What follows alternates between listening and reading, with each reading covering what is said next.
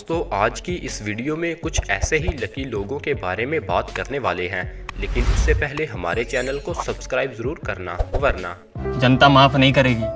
دوستو پیدل سفر کرتے ہوئے انسان کو روڈ کے درمیان میں نہیں چلنا چاہیے بلکہ فٹ پاتھ کو یوز کرنا چاہیے، لیکن تب کوئی کیا کرے جب فٹ پاتھ پر بھی چلنا سیف نہ ہو۔ بس ڈرائیور نے اس بندے کو روندنے میں کوئی کسر نہیں چھوڑی، لیکن یہ بندہ اپنی گڈ لک کی وجہ سے بچ گیا۔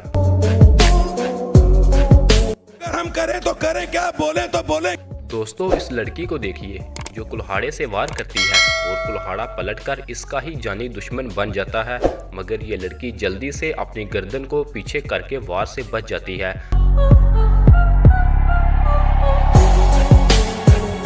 یہی نہیں، ابھی اور سنیے۔ دوستو آپ میں سے بہت سارے لوگ جانتے ہوں گے کہ پیرا گلائیڈنگ ایک انٹرسٹنگ ہابی ہونے کے ساتھ ساتھ بہت خطرناک بھی ہوتی ہے۔ لکڑیوں کے بڑے بڑے گٹھے ایک جگہ سے دوسری جگہ ٹرانسفر کرنا کوئی آسان کام نہیں۔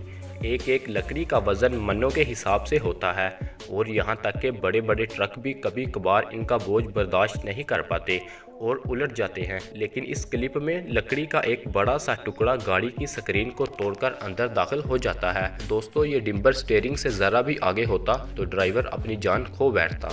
دوستو ووڈ کٹر مشین بہت پاورفل اور چھری سے بھی زیادہ تیز ہوتی ہے، جو منٹوں میں لکڑی کے ٹکڑوں کو کاٹ دیتی ہے۔ اگر اس کا یہی تیز گھومتا ہوا بلیڈ انسان کی آنکھ پر لگ جائے تو آنکھ فوراً ضائع ہو جائے گی، مگر اس لکی انسان سے ملیے جس کی پروٹیکٹیو گلاسز نے اس کی آنکھ کو اندھا ہونے سے بچا لیا۔